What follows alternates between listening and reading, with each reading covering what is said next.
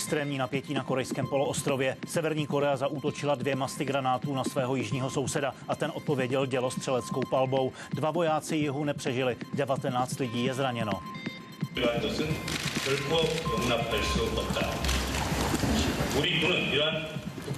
조선인민군 최고사령부 보도. 우리 군대는 빈말을 하지 않는다. Spojené státy i Rusko incident ostře odsoudili. Rada bezpečnosti OSN připravuje mimořádné zasedání. Detaily a důvody sporu řekneme na začátku. Po úvodním přehledu dalších zpráv dne. Větší ústecké sídliště bez policejního dohledu. Z místa velikosti okresního města zmizí obvodní oddělení i služebna strážníků. Radnice protestuje. České dálnice a rychlostní silnice bez billboardů. Do března jich zmizí 20%, ostatní během několika dalších let. Převoz relikviáře svatého Maura z Bečova do Prahy. Na transport díla nevyčíslitelné hodnoty dohlíželi i policisté z útvaru rychlého nasazení. -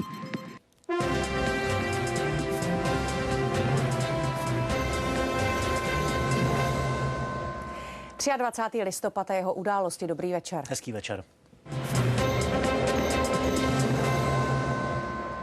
Mimořádné napětí na korejském poloostrově. Severní Korea vypálila na svého jižního souseda na 200 dělostřeleckých granátů. Na vojenské základně, která dostala nejvíc zásahů, zemřeli 2 vojáci, dalších 16 a 3 civilisti byli zraněni. Celý svět varuje, že další zhoršení situace by mohlo vést k válce. Na odlehlém ostrově Jeonpjong, jen pár kilometrů od ostře střežené mořské hranice mezi jihem a severem, právě odbíjela 2:30 odpoledne. Místní rybáři se probírali svými úlovky. O 4 minuty později otřásly zemí výbuchy. Bezpečnostní kamery zachytily exploze přímo v ulicích. Vyděšení lidé začali prchat na všechny strany. Bylo to jako válka, celý můj dům schořel. Na vojenské základně hořelo domy i kopce v okolí. Bombardování trvalo celou hodinu a nejvíc zasáhlo místní vojenskou základnu s 1000 jihokorejských vojáků. Ti krátce na to odpověděli svými děly. Něco takového nemůžeme připustit. Naše ozbrojené síly potrestají jakoukoliv další severokorejskou provokaci. Jihokorejská loutková vláda provokativně vystřelila desítky granátů na naše území. Revoluční ozbrojené síly odpověděly silným protiútokem. Seoul okamžitě uvedl své ozbrojené síly do stavu nejvyšší pohotovosti. Vláda se sešla v podzemním bunkru. Svět odsoudil jednu z nejvážnějších severokorejských provokací od konce korejské války. S výjimkou ochránce KLDR Číny. Spojené státy silně odsuzují tuto severokorejskou agresi. I nadále pevně stojíme po boku svých spojenců.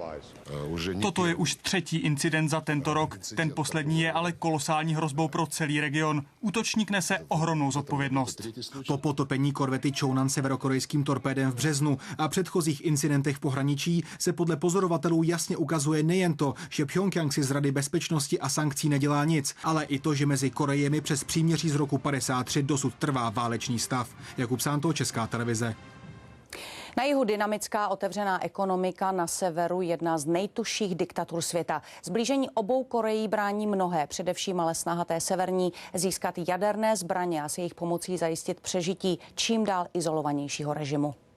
Severo- a jihokorejská závodnice společně na stupních vítězů asijské hry v Číně pár hodin po severokorejském útoku. I sportovní novináře zajímal víc než lukostřelba, ale marně.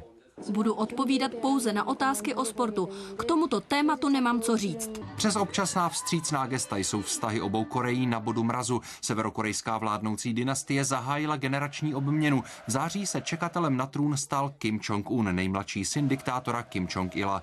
Pchjongjang věří, že zná recept na lektvar, který režimu zajistí nesmrtelnost. Jeho hlavní složky, nukleární hlavice a dalekonosné balistické střely. Cílem Severní Koreje je dospět k výsledku, kdy bude uznána za jadernou mocnost. Provokace tak mají především donutit svět k obnovení 6stranných jednání o severokorejském jaderném programu. Rozhovory uvázly na jaře 2009, když Pchjongjang otestoval rakety schopné nést jaderné hlavice. Zejména Američané odmítají přijmout severokorejské podmínky, které neoficiálně znějí: budeme jednat, ale zároveň zdokonalovat naše bomby. Kim Jong-ilův režim zatím útočí hlavně na vojenské cíle. Rozsáhlejší konflikt si nepřeje Čína a na té je Severní Korea závislá. To je taky důvod, proč tedy si vybrali jako cíl útoku základnu ne přímo na území korejského poloostrova, ale na jednom z odlehlejších ostrovů. Přesto útok na území je ve srovnání s potopením válečné lodi eskalací, i když si vyžádal mnohem méně obětí.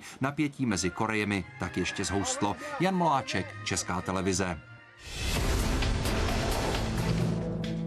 Smutný evergreen posledních 60 let. Útok přes 38. rovnoběžku a přestřelka mezi severo- a jihokorejskými vojenskými silami. O co jde tentokrát? O standardní provokaci nebo o počátek něčeho, co může přerůst v rozsáhlejší konflikt? Více v událostech komentáří.